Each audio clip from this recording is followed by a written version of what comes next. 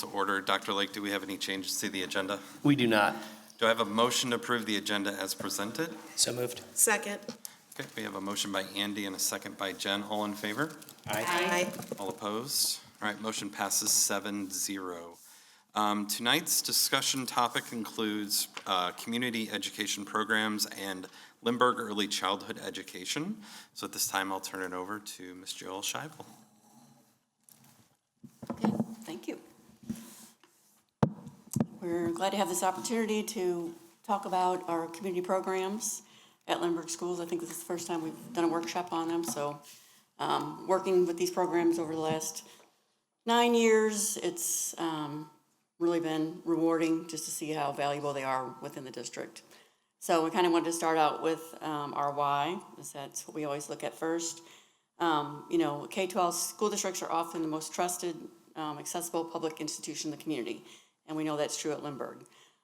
Families rely on us, and they're comfortable with our school buildings, and it's where people live. So when I look at the points of why community programs are so good for school districts to encourage and support, one, the top one is, I think all of our programs offer a little bit with student readiness and achievement, but we'll get to focus on that a lot with the early childhood program. It supports working families. That's true of our Flyers Club for before and after care. I also think it's important, it builds public trust and community connection. I think really with our past bond issues, I mean, our families are in our schools, really school days, nights, weekends. You know, I have grandsons in the community ed program, and the people you see that come to those events, they're all here, so they support our schools greatly. And also it gives our public a value beyond just the school day. I do know some schools in St. Louis County, and Kurt and I have talked about them, that really they don't have large community programs, and their school shut down and their school day, everybody goes home. As we're talking about this, I do want to say thank you to our facilities team, because they also support us beyond just the school day, weekends, nights, activities. So we're in our buildings all the time, and part of the reason is our community programs. The 3 programs that we have that we're going to talk about today, and what I'm going to do is have each program leader come up and talk about their program with some data and some background, and then we'll have a question section right after they finish their section, and then we'll trade places. The next one will come up, and then we'll have a question section, and then the final will come up, and at the end I'll give a little bit more detail on the finances of the program. To start out though, go ahead and next slide, Colin. I just want to give a basic on how community programs work per governmental accounting and DESE, how we treat them. When we do our state report, all schools report these type of programs in one section so that they can compare. It's not part of the K-12 instruction, so when you look at all of the numbers that, like per pupil expenditures, which Dr. Lake and I have been looking at a lot lately, these are not included in there, so they're separate. So an enterprise program, it says it acts like a business within the school district. And really what that means, it has to cover its direct program costs. And I'm going to get into details of that towards the end, because there are some indirect costs that are really, I have to say, priceless that the district supports. But these programs have charged services. They're not paid from, they charge service fees or tuition. They're not being supported by property taxes. We don't really get any federal funding on them. I will say ECE has early childhood special ed in their building, but that is not a community program, that's a federally funded program. So these are programs that there's fees to participate. Finance basics, why do they like to see them reported this way? Taxpayers can see if the program pays its own way. To keep tax dollars from covering program losses is a big thing. We don't want to supplement, you know, take it out of where the money goes into people's paychecks to cover a program that is supposed to be self-supportive. We track all the district costs that way so we can set fair fees. We do a lot of benchmarking with that. And again, it's not taxpayer dollars. So we just need to make sure we keep track of how those programs spend their dollars.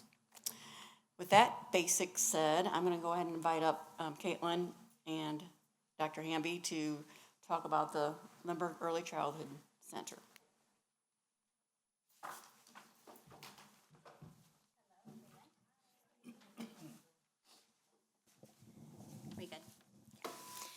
All right, so you can go to the next slide. So on the screen, you'll see our mission, vision, and philosophy for Lindbergh Early Childhood. I won't read word for word, but just kind of give you an overview. This is work that we did with our staff last spring, and so the staff voice is here, and it really just embodies who we are today and kind of where we're heading as my second year of principalship here.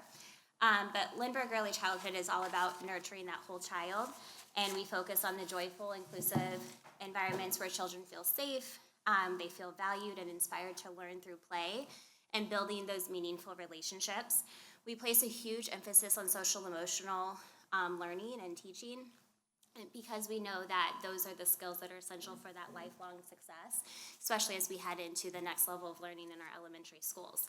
So everything we do is really based about helping the children grow, connect, and thrive in our building, but also in the future. Heading into the next few slides, you're going to see just some basic data for ECE. Some of the work that I did this year was some collaboration with other early childhood center directors and principals that are also part of a school district, just to see where we're at in alignment with them. So we were happy to see that really how we operate and the things that we're doing are in alignment with districts like Parkway and Francis Howell, Brentwood, and also Kirkwood were involved in those conversations. On the screen, you'll see that we have our EC enrollment. Great things happening there. Some highlights for that is our part day programming, which you guys helped support some changes with last year. We do have more students who are in our part day programming for AM and PM, and they're integrated into our general education spaces, but also our ECSE classrooms as well. We're looking, it's one of those things like we're trying and we're looking at how we can adjust and make improvements, especially for our afternoon programming. And I'll share more about that later with our pilot pals and some other ideas. But we're excited where we're at. So we're at capacity for full day and looking at opportunities to continue and improve that part day programming. On the screen here, this is another benchmark that we kind of looked at with other surrounding districts. This is our ratios. This is guidelines from DESE based on what's developmentally appropriate for our youngest learners. And we have seen that this really, truly does work for our classrooms as far as what's manageable for staff and also what, that one-on-one support or that smaller group support for our students. So for our 2-year-old classrooms, we follow that 1 to 8 staff ratio with 16 max in a classroom. And then for 3 to 5-year-olds really is 1 to 10 with that max of 20. At 5 years old, they become school age, and so the ratios change a bit, but still really what's best practice for early childhood is that 20 max in a classroom works really well for us and for kids. On the next slide, based on our ratios is how we staff our building. So we kind of have 3 big areas here. We have the administrative and support roles. And when we look at benchmarks with the other districts, many are operating the same way with the principal or director. That preschool coordinator role kind of shifts. Some use assistant principal, some have like an instructional coach in that place. So that one varied the most. And then the family resource coordinator was a counselor. Usually there was 1, sometimes there was 2 in programmings. A lot of the variations that we saw from program to program was based on how many buildings that an early childhood center had, and also how many kids are in each building. In the middle, you'll see our instructional staff. So we have 46 general education instructional staff members. That includes our certified staff, which is part day and full day teachers, our facilitators, which is kind of like that assistant role in our classrooms. We have full-time and part-time in all of our classrooms. And then also our lead facilitators. Our lead facilitators are 2- and 3-year-old classrooms since they're not certified through the state. So those is who that encompasses, and we have full-time and part-time. And then assistant facilitators help create those ratios for all of our classrooms. And then the last box there you see is our partner support on our campuses. We have the privilege of having parents as teachers. We have a coordinator and also 8 teachers, which we've increased that number because we are serving that many more kids in our community. And then, of course, our ECSE teachers and staff, there's 44 of those staff members in our building as well.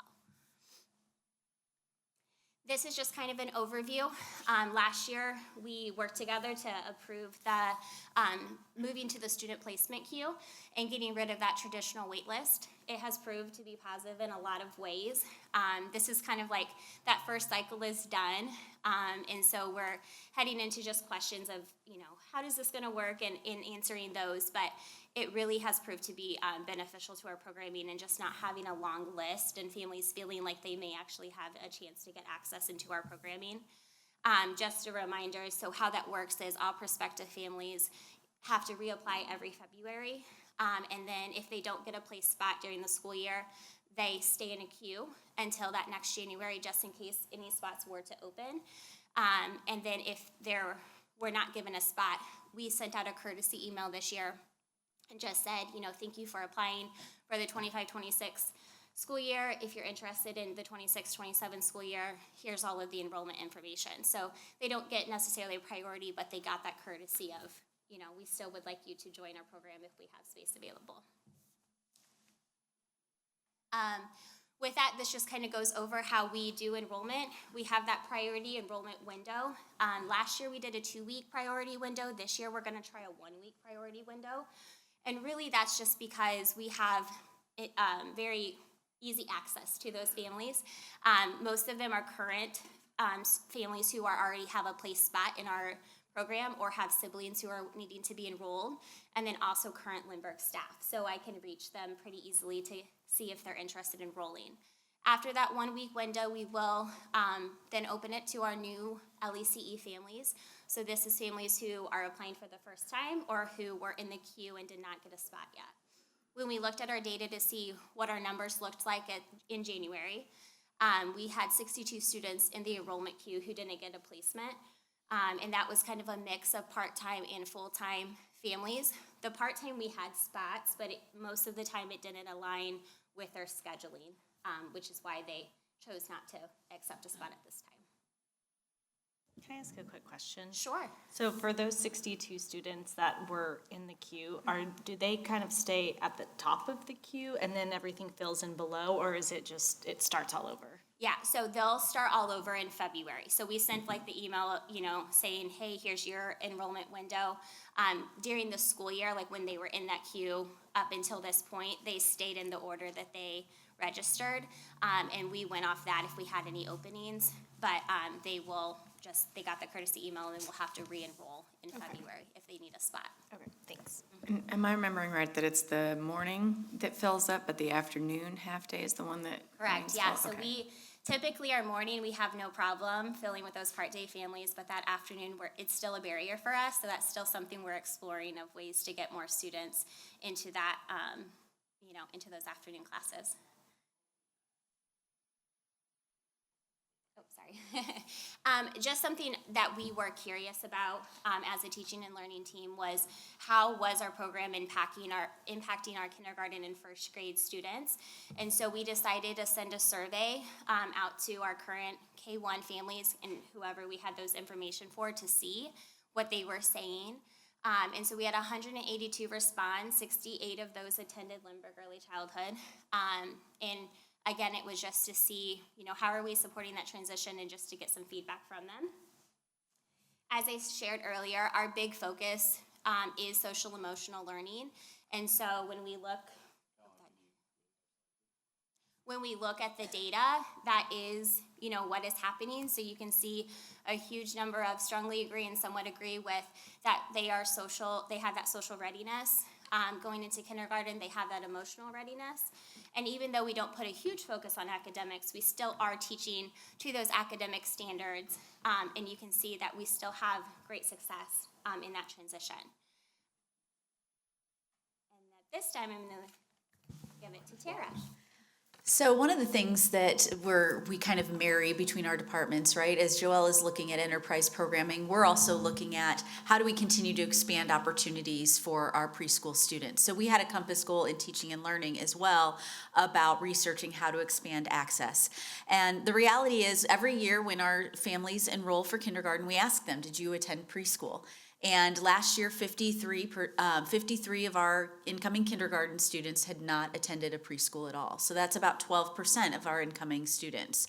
So our goal is, how do we potentially try to capture those children, give them increased opportunities? As Caitlin said, we've got a queue. We've got people who want to be in our program. So how do we continue to find opportunities and ways to be able to provide them that access? So I'm going to turn it back over to Dr. Hamby for a minute before we tell you how we're going to potentially do that.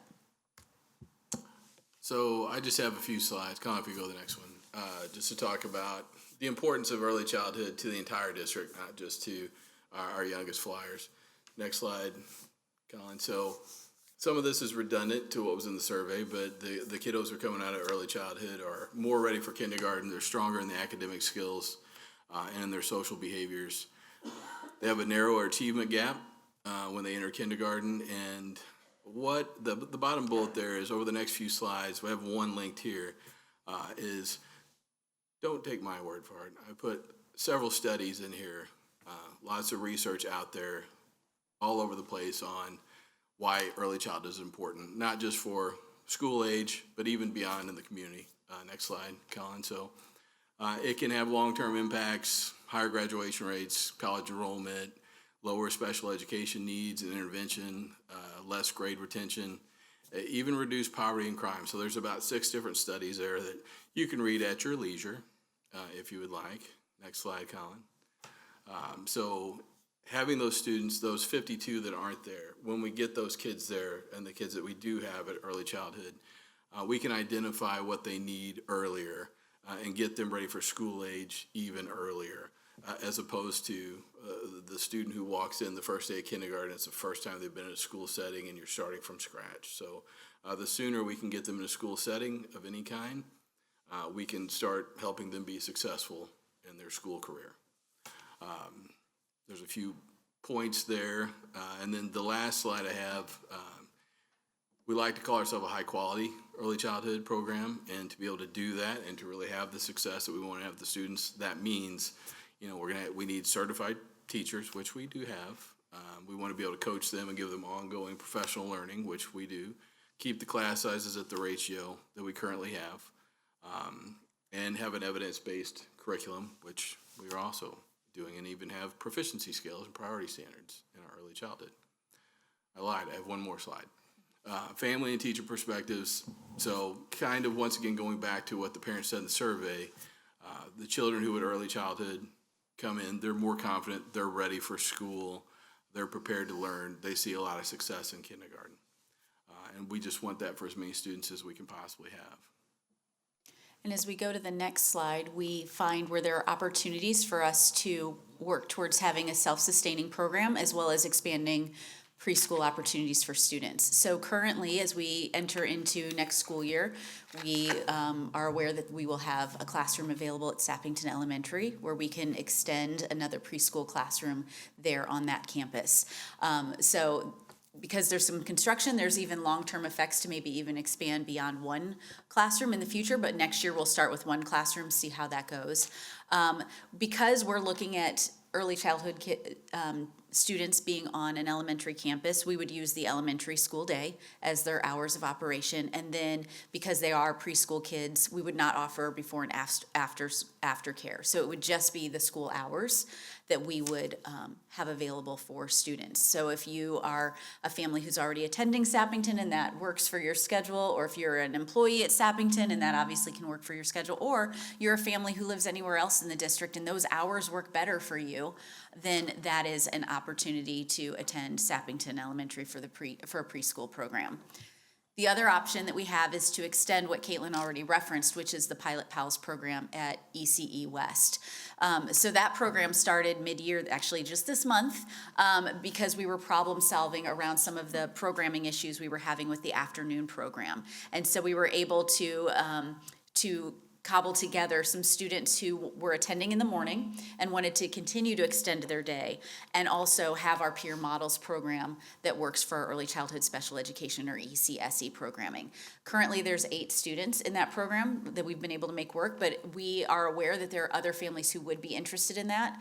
The feedback specifically that Caitlin has gotten from parents as they've had conversations about moving into that program is that would really be great, because I'm worried about my child being prepared for a full day of kindergarten when they're only going to school part day. So extending that program at ECE West gives us the opportunity to capture another 12 students in early childhood.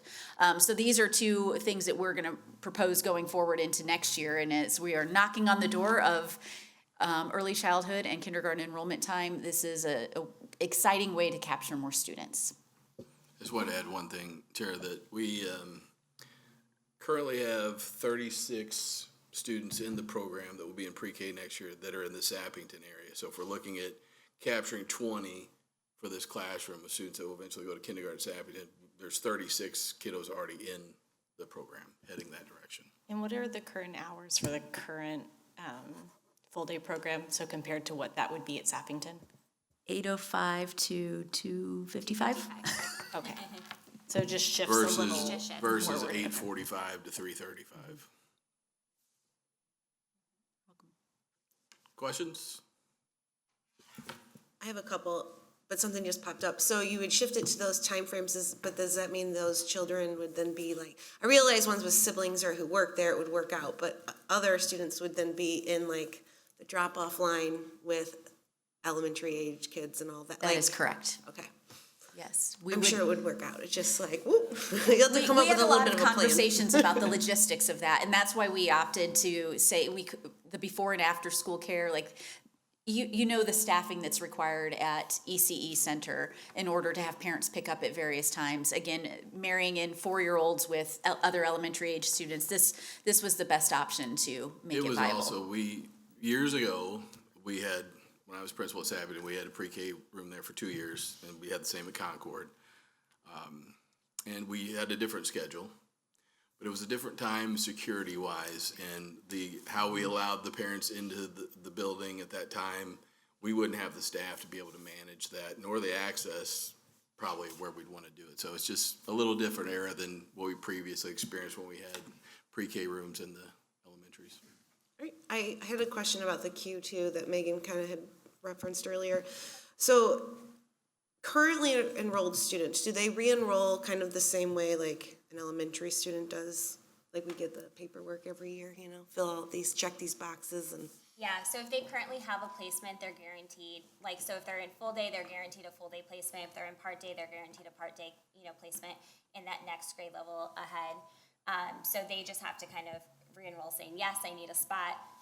The only thing that for then they also have to do is enroll in summer camp as well if they want that addition as well. Okay. But they're guaranteed. And is that at the same time or before the queue is established? So it's the week before. So we have Okay, 1 week the priority. priority. Yeah, Okay. they're part of that window. So then, the people who are in the queue, are they if a spot opens up, are they contacted in an order? The order that we have. So if we had the 62, they were in. Their order is based on when they registered, so that's the order. So they that we go lose on. their place in line Yes. every year? Yeah, they have to annually enroll. Okay. What is the thinking behind that? I understand, I get why you're doing it, like you talked about that. I understand that, and I understand the re-enrolling, because you don't want people just hanging out if they don't want the spot. But I think as a parent, it would be frustrating that I was like, 5th in line, and now I have to re-enroll the next year, but I'm 50th. Sure. One So- of the things is kind of what you said is we had a lot, because that list it was well over.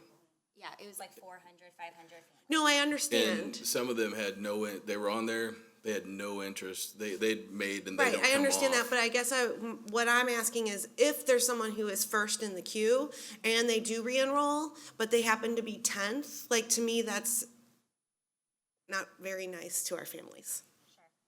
So I don't understand why the queue can't be kind of established based on the previous queue with the re-enrollment. Does that make sense? yeah, I think there it gets tricky of like getting back to like that line between a traditional wait list and not. I don't know that exactly what you're sharing has been like discussed, but our reasoning behind what we were thinking is we are kind of using what, and I believe Flyers Club uses a very similar model, is just saying what we're noticing of those 62 of them don't need a spot next year. So a lot of it is going through all 62 of those families and seeing who has aged out, who is not interested anymore, and things like that. So having the kind of equal chance again, and again, we gave that courtesy of like, hey, you Right. know, and have been very transparent about it. But we wanted to be able to have the most, like, the people who need it right now. And what we were seeing with the traditional list is we would get onto the 150th call and they're like, nope, still a no. And so it was taking a lot of time from, you know, my office staff and everything like that. And we're seeing that even though they're in the queue doesn't mean that they're interested. They're interested for now, and I don't have the spots available now. But most of them are interested for next year. So it just helps us see like who truly needs a spot. I definitely hear what you're saying, and we have had some, you know, have aired their frustration in that same realm, but I'm not sure how to get that. And we've only done this Happy one with that. year, so we can definitely continue to look at it. I mean, we're always trying to improve, so. And they do stay on the list for the whole year, so if a spot, somebody drops and comes in, I also think, like you said, that 62 is various needs. It may be, I only want the, you know, afternoons, or, you know what I mean, so Right, they're like not very just like specific thing. 62 full day, all day, you know, And I will- programs, there's part-time on there, and Right. I will say for like the part-day families, most of them are wanting the 2-year-old programming, which we only have one classroom. And so, you know, they do have, you know, at least they have 16 spots that are opening up that next year. So they have we have more spaces for our 2-year-olds to get in. Also, some of them on there are currently on there as a part day, but they're hoping for that full day, which opening spots at, you know, a satellite campus like Sappington would probably free up some spaces at the center so that Yes. we can allow some more opportunities. space. I mean, if we had unlimited I know, right? classrooms, we would have no problem with and that's why we're looking at the alternatives. But as far as the priority enrollment, the current families, and then their siblings, right? Correct. So if, you know, they're gonna enroll their sibling, they would get the priority as well. And if It's- Sappington works as well as we hope that it will, that could lead to more in the future. And I do think, Jennifer, with that, was that what we were seeing in the past was with current families and then Lindbergh staff being the priority, we really weren't getting to our list. And that was part of the reason for the shift as well, is that we may have a list of 300 families and we're only getting to, I don't want to just make up a number, but very few of them. And so this was a way, again, to see if we shorten the enrollment window and, you know, get for that priority window and open it up sooner for new families, we may be able to reach more of those families in the community. You're welcome. Could you say again what you were talking about with summer camp? Yeah. They have to, can you, So summer camp is kind of like its own program. So we have school year programming and then we have summer camp programming. So how we currently, and has been for a while, is if you have a school day spot for the school year, you have a space, if you're in the full day programming, you have the right to come during summer camp, but it's not, you don't have to. So we will, you know, they have to, if they want a spot, they have to enroll for summer camp. And that's just, again, based on numbers. We don't have certified teachers over the summer. It helps us with our ratios again. So we have some families who attend 12 months, and then we have some families who will only come school year, and then will re-enroll for that school year spot, but not come in the summer. So just to clarify, when you're saying if they want a spot, you're meaning a summer camp spot or a spot for the following year? If they currently have a play spot, they're guaranteed a spot in both. But they don't have to take a summer spot to get their next school year spot. Does that Okay, thank you. clarify? That's You're where I welcome. was, yeah, that's why, thank you so Yes. much. I'm wondering if maybe a solution or an option to consider for those 62 families is if there's a way to have a shortened priority enrollment for them, you know, for maybe a day or two. Like once all of the current families have been in that 1 week, then you could look at that wait list, give them a day or two, and then start the new. I don't know. Thank you.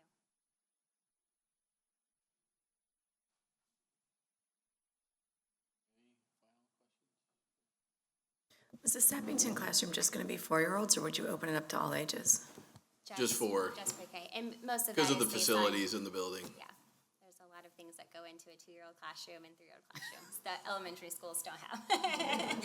And our priority is pre-K. Yes. That's what's gonna ease that kindergarten transition. If we open that up to younger students, then that is eroding how many kids we can get into that actual preschool programming. Okay, and I just had a thought kind of about what you guys were talking. I understand the frustration of being on the list for a long time, but if we don't restart it every year, then the people who are on the bottom of the list are frustrated and they never get in. So restarting it every year, just to play devil's advocate, kind of throws it out there so that everybody at least has a shot, even if they were down on the list the first time. Yeah, I mean, we're never gonna make everybody happy. There's always gonna be disappointed families that don't get in. So how do we make it as equitable? I think this approach is just as likely to do it as our last one. So we'll just have to see and keep looking at it. Space, we need more space. I just want to say thank you for being creative and adding some more students into our programs. I appreciate that. When I saw the numbers last year, when you very detailed gave us that, which I appreciated, I was like, whoa, we got to get some more kids in here because everybody's looking for preschool. So I appreciate that. Thank you. And Mr. Hamby's help being creative too. See, I do work here. I had one question. So I was just thinking that if you're opening it up at Sappington, right? Do those kids go into pre-K, do they have the option of transportation then too, or no? That was not our conversation. Okay. Is that an age thing, the transportation, or is Yeah, it? the transportation on buses is Okay, interesting, yeah. okay, I thought so. Yeah, we don't even do field trips with that age group, yeah. It'd be kind of a niche group, like you're willing to go at these times, you're gonna provide transportation, even how they're gonna have lunch. I mean, there's gonna be some very specific things. Are you interested, or would you prefer still to go to center? So, question on, you're gonna end up with a Sappington cohort, it sounds like. Are you thinking about also looking at building cohorts of students across the rest of the program to say, hey, let's put the Concord students together with other Concord students and the like? I think our focus right now is starting at the 1 and then, hoping for success and looking at, spaces and things. I think my ultimate goal is as many students we can get into early childhood. That alignment to elementary is, it's so impactful and needed. So if that's our option for getting more kids But in. no conversation of doing Yeah, it but at no. center. So, Sappington has been right. yeah, just to remind everybody, Sappington is about 70% capacity, so that's why that's there. Everybody else is in the 90% capacity range. Nobody's over 100, but we have some. But with the renovations and things we've done, every one of our buildings will be programmed to have at least 4 K-5 sections. So with a couple of those buildings having an extra classroom, so yes, we could look at maybe expanding it, but definitely see expansion happening if this goes well at Sappington. So. I want to make one more point on that as well, because we'll have a staffing matrix, and that's very important on an enterprise program. So we're looking at, 20 kids that are interested in that. I mean, we can't do a program that has 10 kids interested. I mean, these are all tuition-based programs, so we have to have 20 kids really to get the program to break even. And that is the goal, break even of direct cost. So that's good to know that we have 36 in the queue that could possibly, look to go there. That's perfect, because we're out of space at the main building, and there's 36, and they want to go to Sappington, then that's perfect. So as long as there's always 20 kids is our goal to get in the classroom so that we can, be above the line on cost. And I would guess most of us here probably know this, but this is more for, did we say, are we recording this? Okay, that there are states that provide funding for preschool for families. So my sister and her children, they were able to have assistance for funding for 4-year-old going into kindergarten. So anyone who wants to advocate with our state legislators for more funding for early childhood, that would be wonderful, and we could serve more kids. Yeah, and unfortunately, I think when you look at the numbers of those that did not, they also did a survey of why did you not come to preschool? A lot of those were because they couldn't afford it. Some of them were also because of convenience, that wasn't a convenient place, but it's not just, some of them can't afford it, so. And just real quick, Caitlin, I just want to say thank you and great job, because you have been here for 2 years and have been thrown a lot, and you're doing it very well, and we're just grateful to have you in this position, so thanks. Thanks.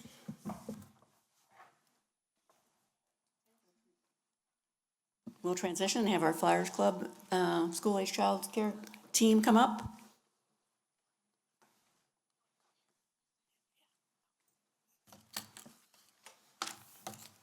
Good afternoon, everybody. Oh, gotta turn it on. It's on green. It's on green, okay. I've never done this before, everyone. So, Will Grace, appreciate it. So, want to introduce myself. My name is Jennifer Bergman, and I am the program manager for Flyers Club. And then I'd like to introduce my team here, and this is Heather Burris, and she is the program supervisor. And then this is Karen Becker, and she is our administrative assistant. She helps keep us all in line, right, and organized. So just to give you an overview of what we do every day. So in our, we are in all 6 elementary schools. So we serve K through 5th students. And in order to do that, we have to have frontline full-time site supervisors to help do that. So listed on this slide is all of our site supervisors at the different schools. And then I wanted to give you a little overview about how many kids that we have. This is an average of how many kids that we serve in the morning and in the afternoon, because we have about 551 kids that are enrolled in our Flyers Club before and after school program. So if you look at that slide and we go down the list, so Concord has anywhere from 64 in the morning, and that's just an average, to 57 in the afternoon. And then Crestwood, 50 morning, 64 in the afternoon, Dressel, 64 and 48, Kennerly, 39 and 45, and then Long, 65, 62, and Sabington, 58 and 57. So that's an average. It can go up, it can go down, and then our job is to make sure that we maintain the ratios for that. Our ratios are 1 staff member to every 16 kids. We try to keep that a little lower because 16 elementaries, it's a lot of moving parts. So we'd like to keep it at 1 to 12 if we can, but sometimes it is at that 1 to 16 ratio. And also I wanted to share that the program hours that we have, we open at 6:30 in the morning, and we see the kids off to school, and then in the afternoon, school dismisses, they come to our program, and we see them off at 6 p.m. with their families. So that's kind of how we do it. And families can register for AM care, PM care, AM and PM care, whatever fits their schedule, and they can do 3 days, 4 days, or 5 days. Is what they do. We try to keep a consistent schedule so that we can be consistent. We know who's coming and going, and also from a staffing perspective as well. And then kind of talking about waiting lists just a little bit, we've made huge improvements on our wait lists in the last couple of years, and hopefully you guys have heard those things. Really we attribute that, right now we only have 12 people on the waiting list, so 12, which is amazing, right? And 3 of those families just want to be, 3 of them are just want to stay on there in case they're childcare needs change. So that just gives you a little bit of overview on that. And, the improvement on that and why really has to do with several things. But staffing is a huge thing that we've been able to grow our staffing and then retention of that as well. And, making sure that the kids know the staff and the parents know the staff, they're comfortable with that. So that retention is really important. So that's just a quick overview. So I do want to thank the board on that as well, because we did make some strides in support staff pay last year when we raised the rates from some low-level rates up. I mean, we're at that point, we were ahead of the minimum wage curve, so we bit that bullet early, but that did make a difference, I would say, in both programs on getting those support staffs hired and keeping them with the district. So I do appreciate your support, and you are part of that wait list reduction. Absolutely. Thank you, guys. Jennifer, Just to go over. I'm gonna break your yes. stride. I'm gonna mess you up. Okay, I know no you're problem. nervous. I know you're nervous. Your highest number was 67. Do you have a capacity? Our capacity really is based on our staffing. Okay. So there are some spaces in the school that we are getting kind of close, not gonna lie to you. Concord is one of those spaces that we're in the cafeteria, and we've got a lot of kids in that cafeteria, but with renovations and everything like that, you know, improvements are happening, so, yeah, absolutely, absolutely. Okay, so really quickly, I'm gonna summarize this next slide for you guys. Our vision and purpose and why we're here. We're here to support Lindbergh families. We're here to support the working families to provide a safe space for their childcare needs, and we want the kids to have fun. So that's really our overall arching goal, okay? So we're gonna go to the next slide. We wanted to share a little bit about our workforce demographics, because we think that's kind of something that we're proud of also. We have right now 52 frontline staff members. So, and then we kind of broke that down into kind of what categories they're in. So 25% of our staff are high schoolers, which is very cool. 21% are attending college, mostly in the education field. And then 21% are retired age.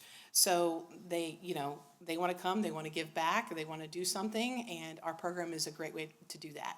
And we love the diversity of our staff because the kids can learn from all different age groups, right? And so they love that. And we hear about that in the surveys and whatnot. So also wanted to highlight our collaboration with the high school. With the A+ tutor program. So this is a program that has grown over time, and so we have volunteers that come into our Flyers program during the school year to get their A+ hours. And then Enrichment also uses them during the school year and also in the summer, which is huge. And then that collaboration, we feel, has helped us build a career path in recruiting staff members. Now we have staff coming to us saying, hey, I have a friend who works for you, and they said this is a really good job. Do you have any openings? So it has been a great benefit, and we're gonna continue that. And also, we have a lot of volunteers, or staff actually now, that were A+ volunteers, and they have stayed with us for several years, which is also awesome on a retention scale. So how do we do this and what do we do? So I wanted to share a little bit about, because we are a recreational-based program, and so in doing that, our site supervisors create weekly lesson plans. So I just wanted to give you guys a quick overview about some of the areas that we go over, and that's group games, cooperative play, creative arts and expression, STEM, STEAM activities, science, sensory, music and rhythm, reading and literacy, dramatic play, construction, physical fitness, and then service learning opportunities. So in all of these areas, and if you go to the next slide, you know, we do arts and crafts, obviously. We do reading, the Legos and magnet tiles, that's all construction and manipulatives, and it's all learning, that social learning, social and emotional learning. So if you go to the next slide, we wanted to highlight what the benefits of those things are. So we're not just babysitting, we're not just playing, they are learning things when they're with us. So to kind of break that out, we have the social and emotional, which I know you've heard a little bit also this evening, language and communication, cognitive and physical. So if you think about some of the activities that the kids do, they're learning life skills, honestly and truly. Our staff every day are teaching them how to share, how to work out if they're having a conflict and maybe somebody's not playing according to the rules. I'm sorry, like, okay, let's work that out. Those are life skills, right? And so they do critical thinking, like problem solving. They're able to be expressive. And we also want to get the physical fitness in, they've been in school all day, so we want them to run off some of that energy before they come home. So that's just a little bit about the benefits that our staff provide. And then really quickly, I wanted to share some of our enhancements and things that we do, because every year we take a look at our programs, and we take a look at our school year and our summer camp programs, and we do our SWOT, so we know what our strengths, weaknesses, opportunities, and and threats are. And we take that and we implement that into our planning of the next school year. So I wanted to share a few highlights with you guys. One of the things that we were really excited to implement this year was our professional learning days. So we do training with our staff before the school year starts, the week before school, and they go through a lot, like 4 or 5 days of training, 8 hours a day, so it's a lot. But some of those staff we don't hire until later on. So when we hire them in September, October, we're really hiring all year round, to be quite honest. And when we're hiring for school, we're also hiring for camp and vice versa. So when we were able to provide the professional learning days, now we have 2 times in the school year that we can get everybody together, and we do team building. But some of the things that we focused on, because they're all at different separate schools, but we want them to feel that teamwork so that they can support one another. And so one of the things that we were able to do is work with teaching and learning this year. And so we've really worked with them. So Dr. Mason and Dr. Stabler have come to our first one, which was October 30th, or 31st, I mean. And we were able to do training with them, and our staff really benefited from that. So they are the experts, and they were able to learn about how to, the different cultures and why it's important, and creating calm connections. If a child is having a meltdown, what do we do? What do we not do? How do we give them space but also support them? So we've really been able to enhance their training. And then CPR and first aid, we have that on the plan for February 13th so that everybody gets certified or recertified. And then in October, we also did a Stop the Bleed training. So that is the reality of life, and we want to make sure that our staff are prepared in the event of an emergency. So we had the Melville Fire Department to come out to do that. So in addition to that, our site supervisors and full-time leads, we have biweekly meetings with them. So we have in-service trainings with them, we have biweekly meetings, and we have guests that will come. Beth, you've been to some of our meetings, and we focus on communication, lesson plans. We in fact had one this morning. And so we're always looking and helping to support and improve our quality of our program. So then the other thing that was really exciting this year was that we have new offices. So our whole community and rec department, we were kind of spread out throughout the district. And so we have we moved in July of this summer, and we're over at the support center. So we are very excited and very happy about that. And you can just feel the team camaraderie with that. So that has been awesome. And then last but not least, we have a new evening security staff member that has joined the district. And that has been amazing because you guys know that we're do after school programs, and you're about to hear on the rec side all the other programs that also happen in the afternoons or the evenings. And so providing some security and support for our staff and safety for our kids is very important. So that concludes my presentation. Do you guys have any questions that I can answer for you? Thanks so much for being here, for all of your hard work, because it's a lot of work. It is, but somehow we make it happen. So thank you, guys. Thank you.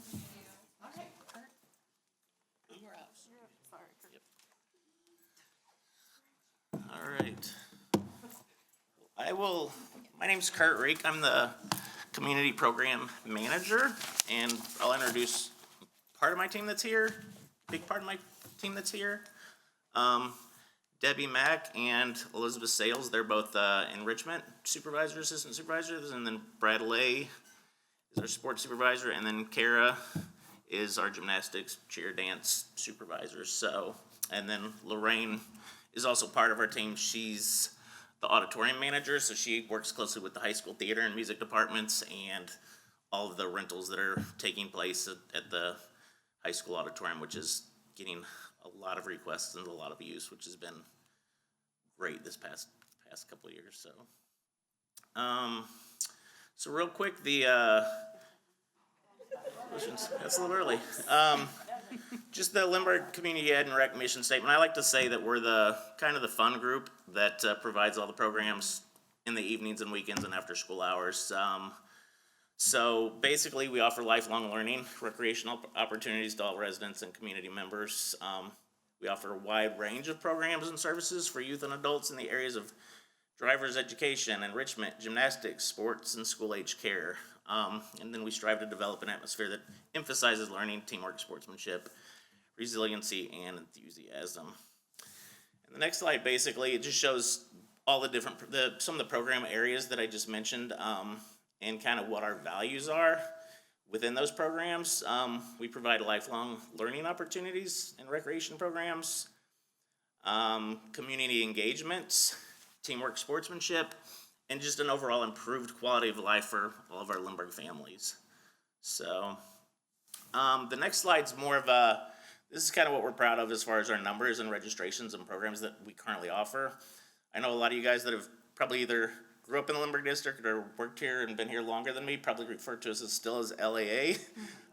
As you know, we're now Lindbergh Community Ed and Rec, but part of us will still always probably be LAA because we get that a lot. So, so this kind of dates us back to 10 years ago, kind of prior Lindbergh Community Ed and Rec and the old LAA. But as you can see with the numbers, it's kind of broken down by youth and adult enrichment programs, gymnastics, cheer and dance, sports and rec leagues and programs, and then club sports, which is new within the last few years. So as you can see, there's a pretty decent increase as far as just the opportunities that we've been providing, based on just the growth of our programs and our staffing.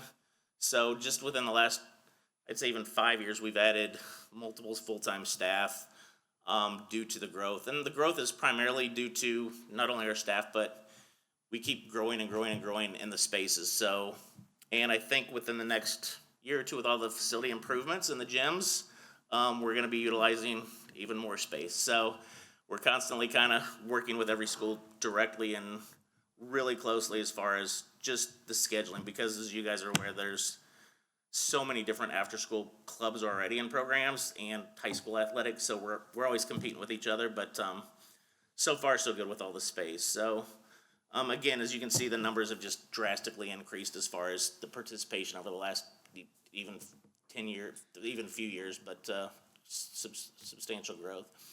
And now I'm gonna just kind of go over some of the highlights of each department as far as enrichment, gymnastics, and sports. Enrichment, all of our programs in the last 2 years have increased 15%. That includes just the number of programs, after school, before school, evening adult programs, including aquatics, driver ed, just you name it, yoga, aquatics, everything.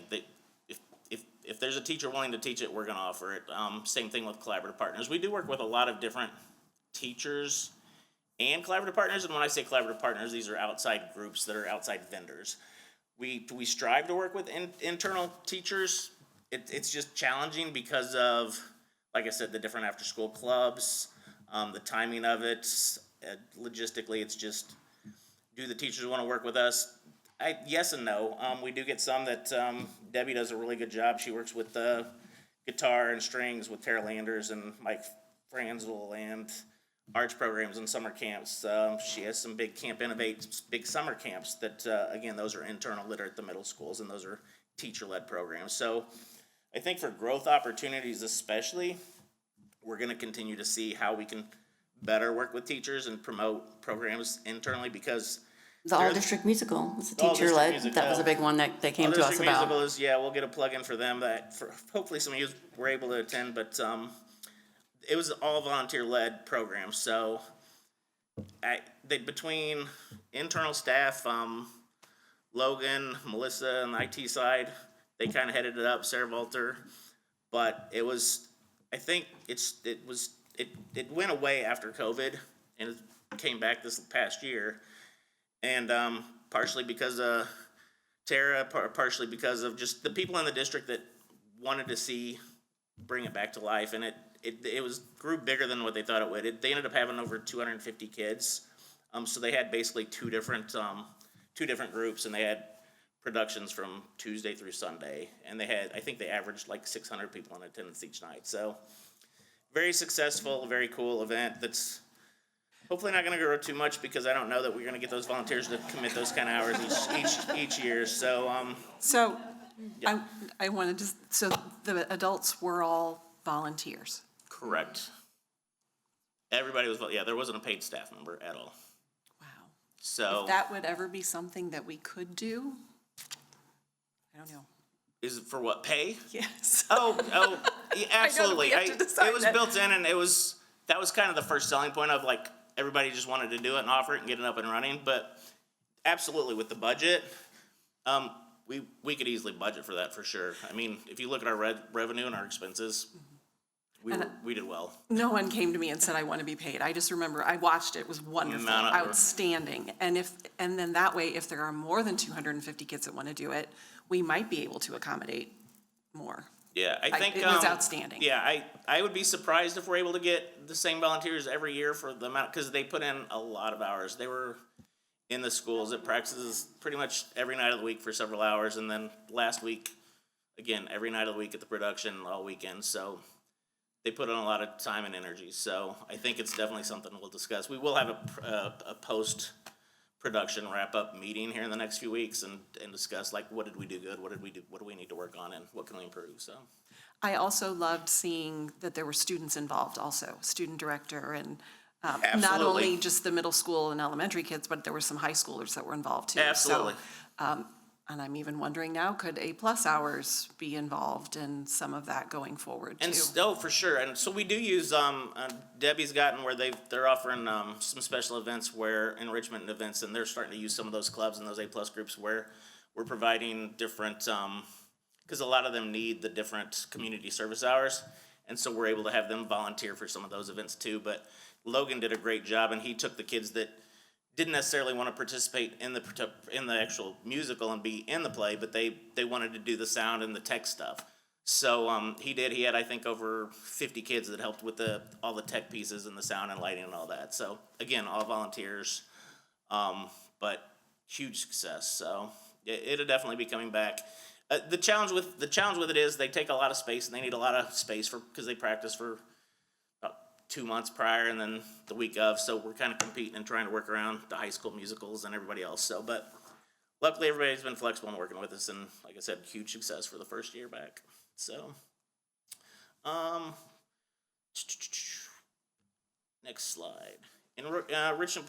Enrichment program highlights. Part of this is obviously with the new Farmers Club coming together here in the next couple of years. Our team's already started working on what can we do to program that in the evenings and weekends. So whether it's teachers, hopefully internally, same thing that I just mentioned. Hopefully it's we can work with internal staff and teachers to do some programming in the evenings and weekends. But also And Pam. Huh? And you're right, and any outside groups too. So we're definitely already starting that process. I know we have a little bit of time, but we're starting to research and figure out like what kind of opportunities we'll have inside that facility. So. I just have a comment before you move on.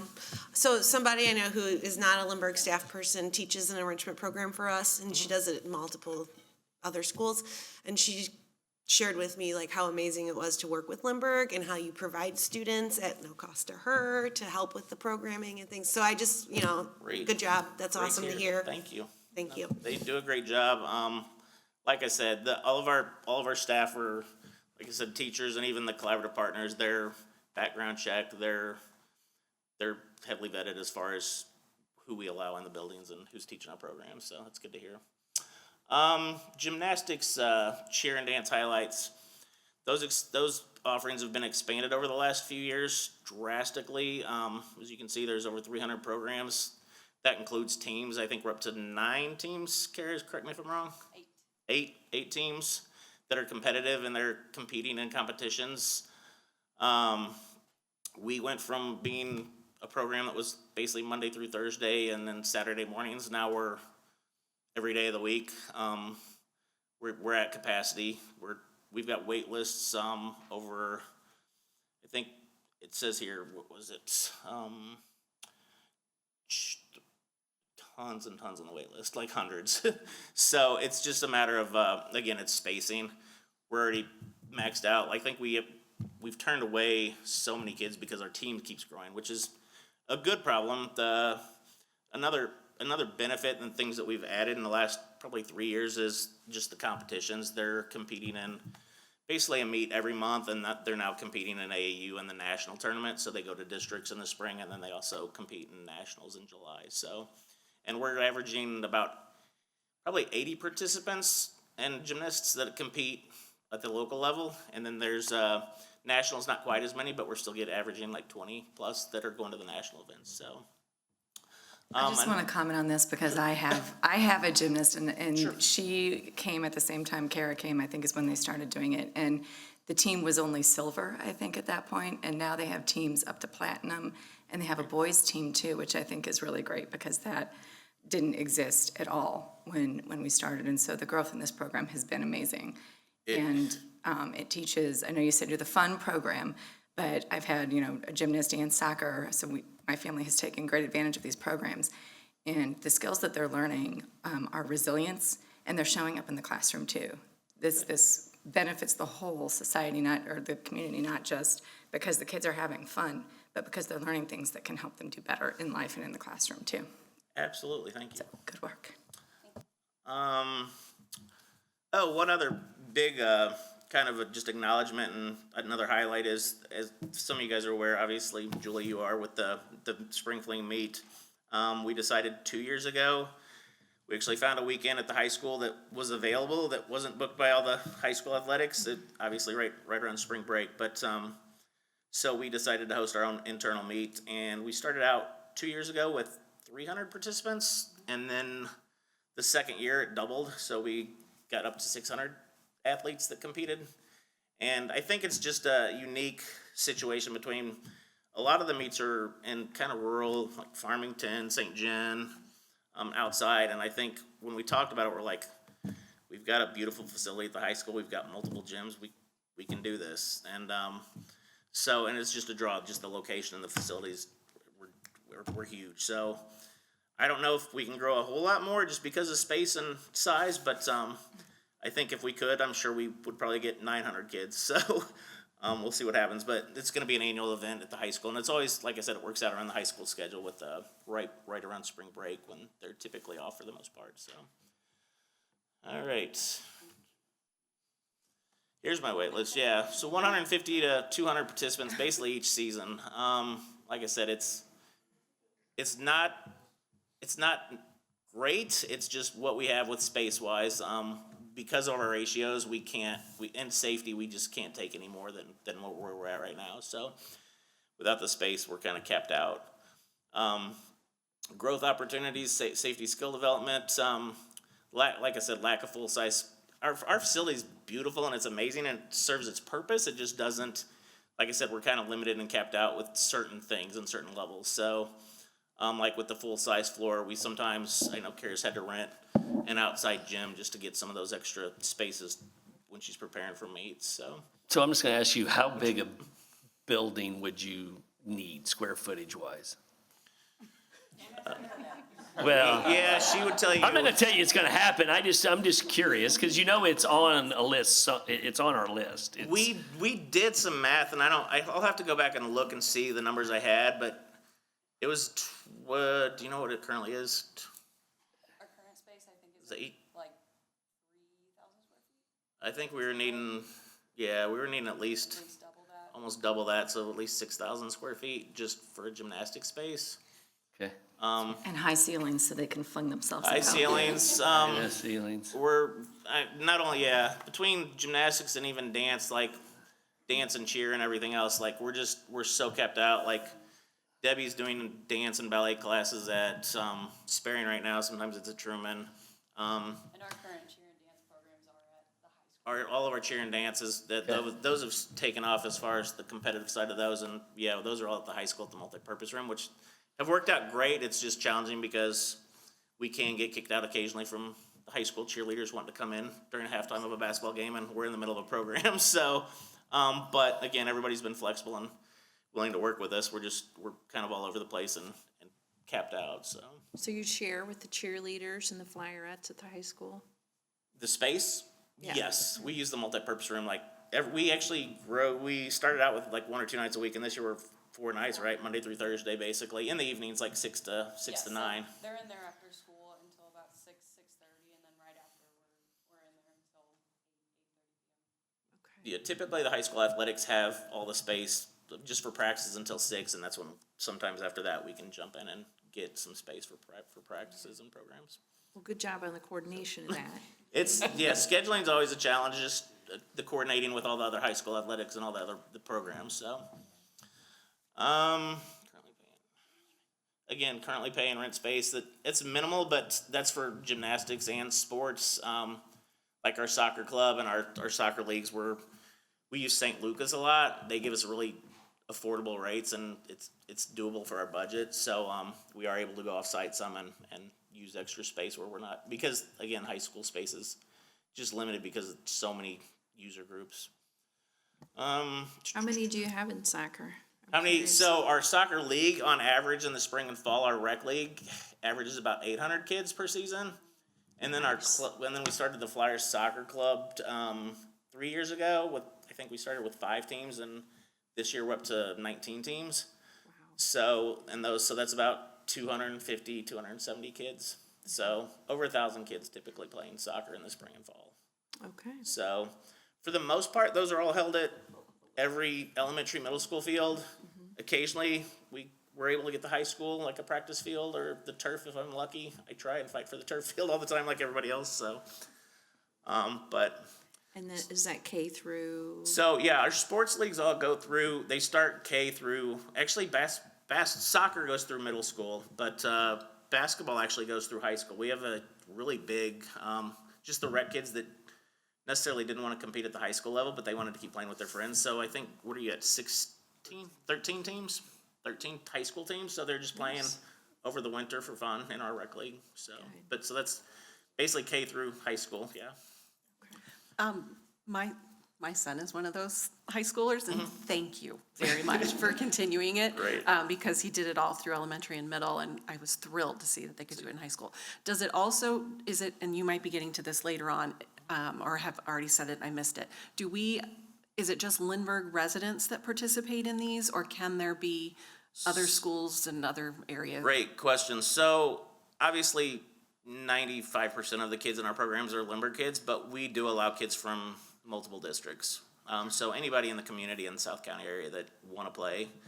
And we have been working with Beth a lot closer in the communications piece and marketing as far as trying to branch out and get kids at the parochial schools or the kids that are at home school, and even just in the general area, because the more kids we can get in some of these leagues, it just benefits our divisions and how many teams we have, so it's just a little more competitive too. So, but we do allow outside of the district too. Okay, sports highlights. Some of the highlights and the biggest benefits to our programs is we do require, and it's because we have the resources within Lindbergh, that we background check. They do standard trainings that they're required to have coaches courses, online certifications, but they also have to have their background check, fingerprints. Workforce development, we do hire, kind of like Flyers Club mentioned, we try to hire a lot of Lindbergh kids and students, upper middle school and high school students. I think it's taken off, especially this last 2 years, where we're just by word of mouth. It's a good part-time job for high school students that like playing sports, but they also have the time they're looking for a part-time job. So we currently have over probably 50 or so high school kids. The feeder effects, we like to think that a lot of our kids, they're learning they're getting a lot of values out of playing our sports, but they're also feeding into the middle school teams and the high school athletic teams. So I think there's a lot of value within the department, within the district, where there's a lot of value for them to stay and play in the Lindbergh leagues. Some of the growth opportunities, there's 2 here. I mentioned the club volleyball. I think we're going to try to piggyback off what we did with the Flyers Soccer Club and do a volleyball club, because what we saw was our rec leagues are truly rec leagues, which are great, but then we have the kids that are, once they hit 3rd, 4th, 5th grade, that they think they need the next level, or their parent thinks they need the next level to go to Division I college scholarship. So that's why we developed the soccer club, and just to go to that next level. And we wanted to keep it affordable. We wanted to keep it where they could still participate and play somewhat in their backyard where they're not having to go to the soccer, like to the Creve Coeur Soccer Park or wherever, and they're having to drive a half an hour to get to practices. So we're wanting to try to do that with volleyball too, especially now with the additional gyms at some of the schools where we think we'll have the space to maybe do a small volleyball club to the same degree that we did the soccer club and offer that next level for the kids that are wanting a little bit more. And same thing with club volleyball. One other sport that we talked about was trying to really get, just like Kara did for the boys gymnastics team, which was new, we're trying to get some of those sports that maybe aren't quite as big, but they're growing, like boys volleyball is a big high school sport now, and we've never got the numbers to do it. So I think that's another opportunity where we're gonna try a recreational boys division in volleyball if we can get the numbers, just because it's something different and it's really growing at the high school level, so. I think that covers about everything. If you have any questions at all, let me know. I just want to say thank you to all of you. Like, this program has grown so much in the past few years, and it's very robust, and I just, it's all you guys. Thank you.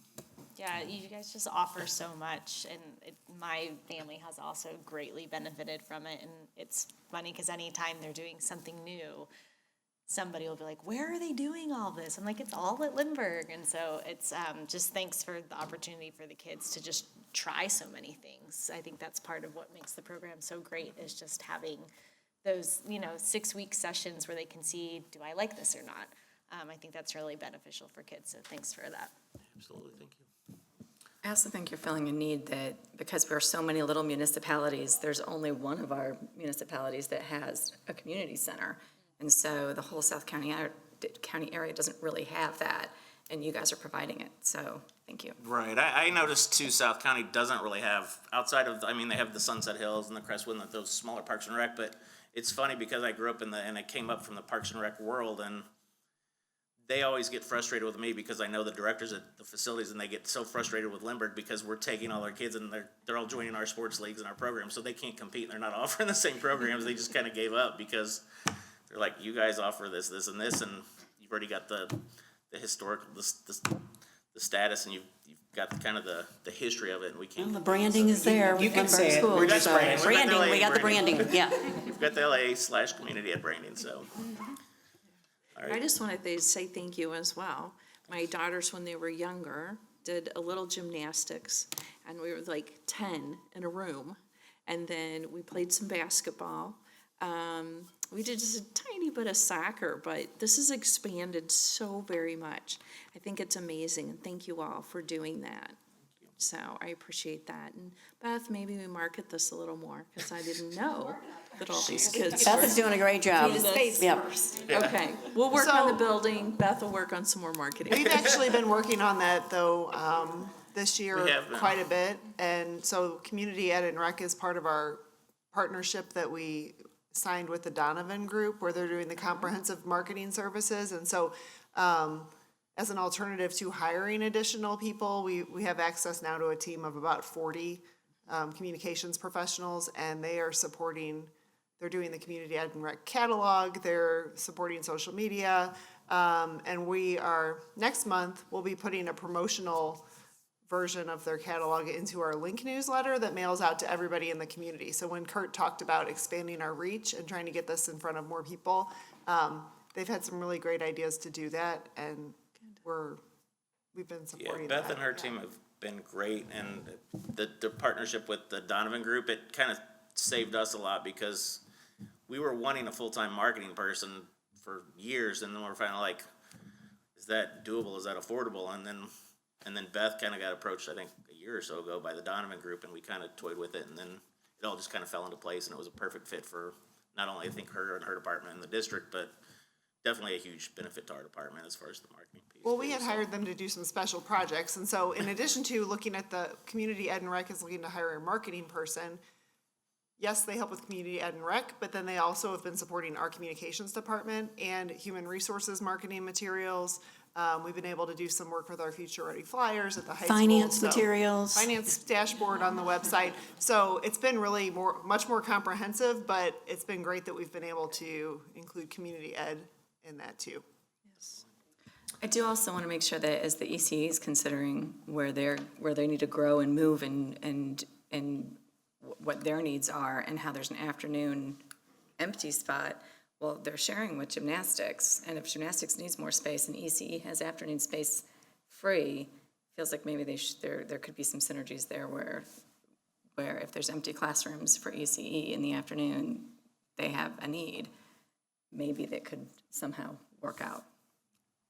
Although We're the looking space at we need- the everything, space we believe us, need we're looking at all kinds of different. space, so, Yeah. all right, I'm getting the eye here, All right. because I gotta talk finances. You're, Yeah. Joel's up with the. Okay, next my piece. turn. Thank you. Thanks, you. great, thank you guys for everything. Okay, now I get to do the fun stuff with the financial summary. And I will be quick, I know we have 15 minutes left. All right, next slide, Colin.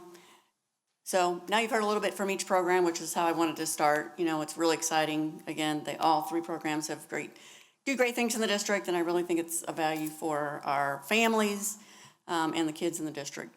But this, when you look at the revenue side, it's about a $5.4 million program with everybody together.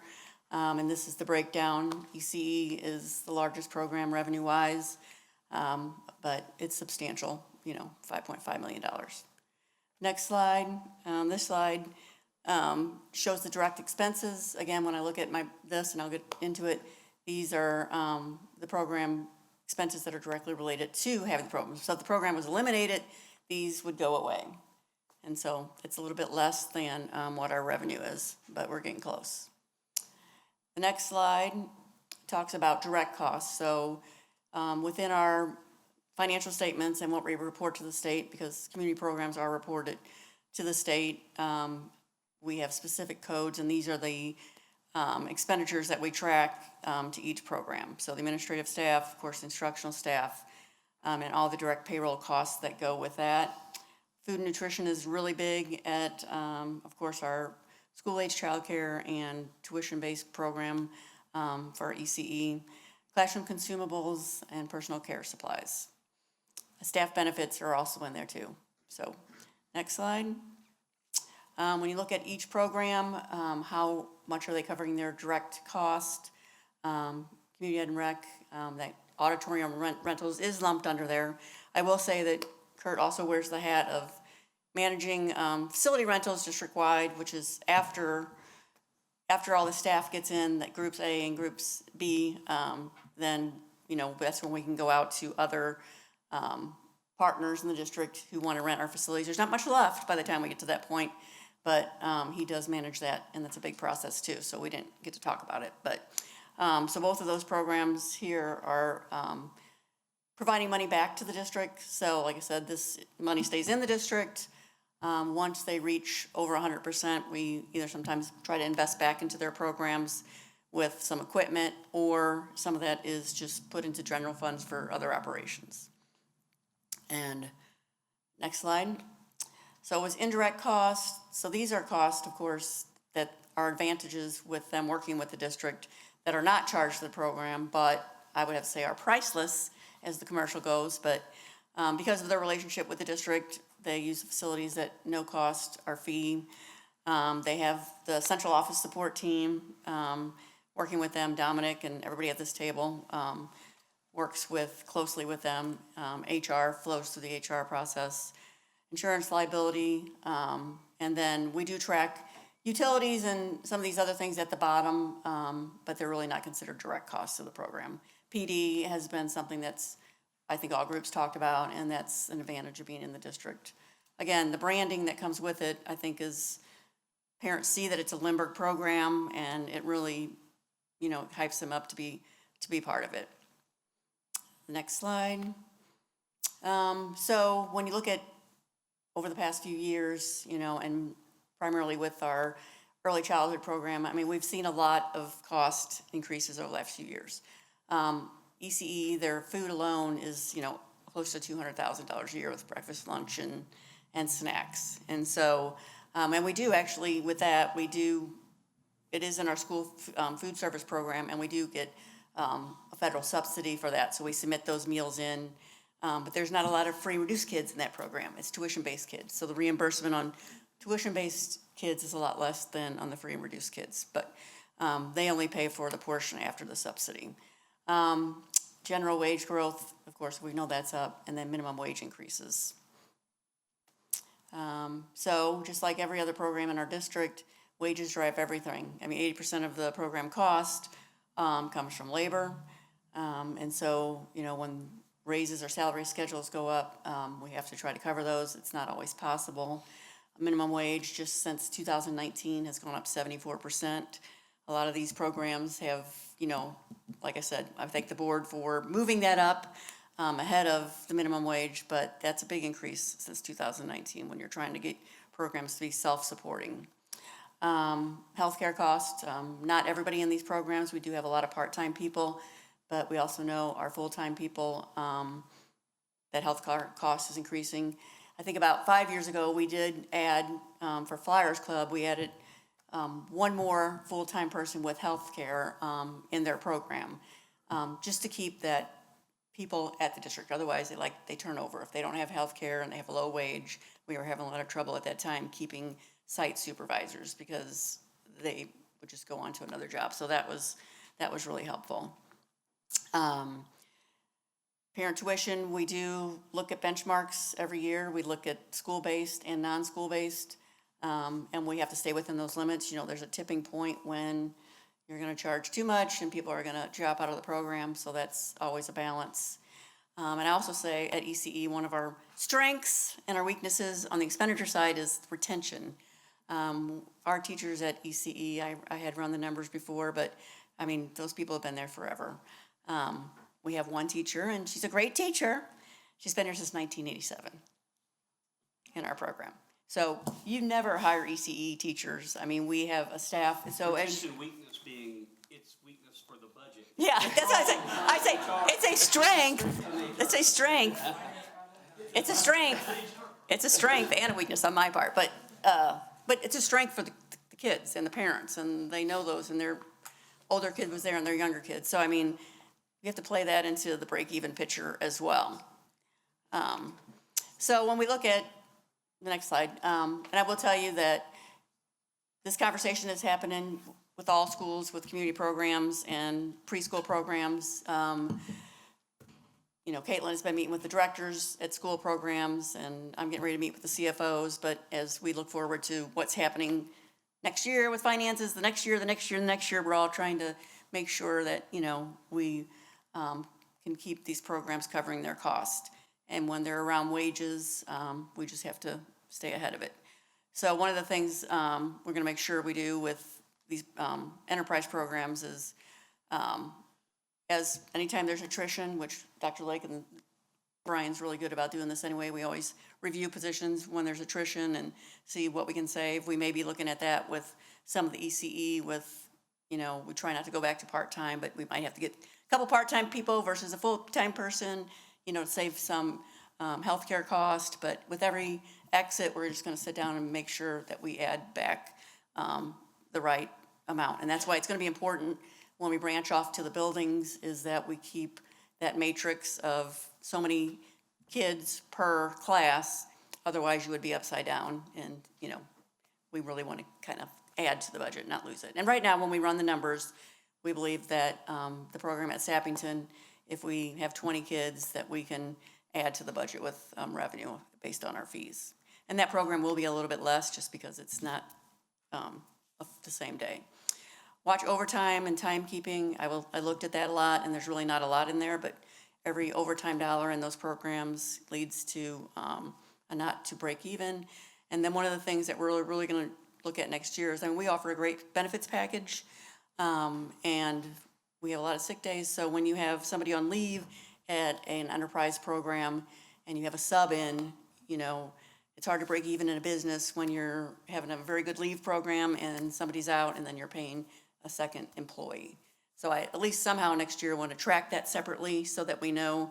I think they had 5 different leaves last year, a few maternities, which is great, and these staff say, but that costs the program double.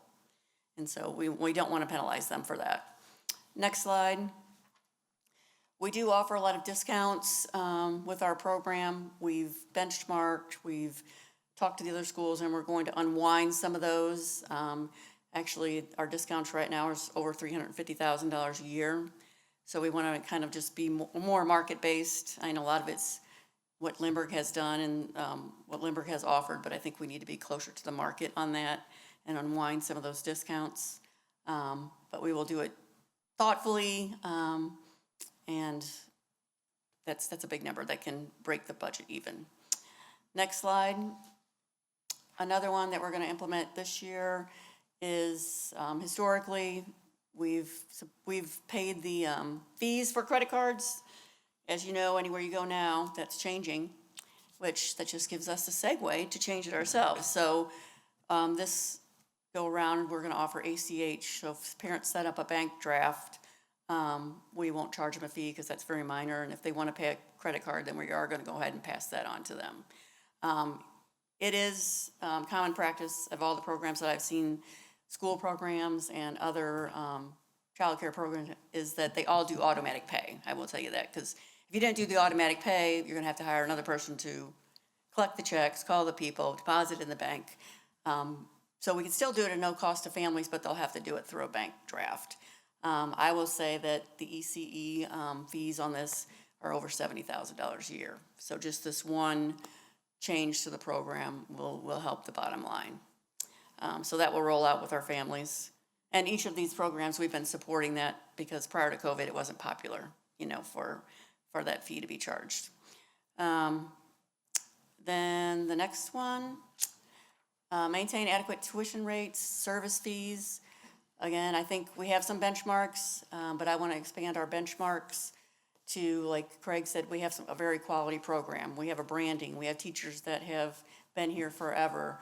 And we want to look outward to maybe some more national programs or Montessori or things that we can see what things we offer that they offer, and possibly our benchmarks can change. Right now, we are right in line with Parkway on what they charge for their childcare services.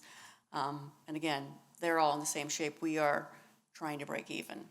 And the reason is, again, what I talk about is wages, food, and so we're not alone in this. So I already invited Mark to our group to see how we're going to break this program even. Next slide. We've never done late fees with any of our programs, but as we've talked to other schools, everybody does a late fee. So we may see some late fees. It's not there to generate revenue, but it is for cash flow purposes. And it really is, if you're late a lot of times. So it is a pretty standard across the board, and that's something that we're going to put in play. The next one on that is looking at late pickup fees. That is a little bit hard. You've got to have some practice in place to do it, but we'll investigate that and potentially add that in the future as well. 4 minutes, I'm going. Okay, in summary, our goal is to, okay. They get it all in there, okay. I'm just looking at my clock. Sorry, you're making me nervous. I'm glad that they got their time to talk, though. That was great. I appreciate that. You guys giving them time.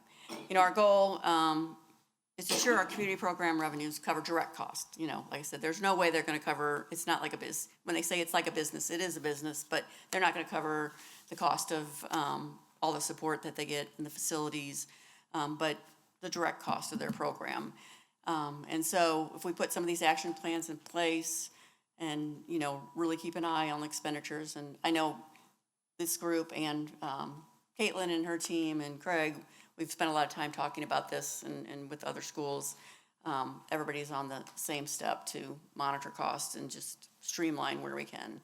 And I think over a couple of years, we'll probably meet that goal. So it'll take more than 1 year, but we'll meet that goal. Any questions? Thanks. You want to do yours, or? Mine can be timely in April as well if we want to wrap it up. Okay, let's do that. Let's just push it. Okay, all right, so do I have a motion to adjourn board workshop 1629? So moved. Second. Okay, I have a motion by Andy and a second by Megan. All in favor? Aye. Opposed? All right, motion passes 7-0. Board workshop 1629 is adjourned. Thanks, guys.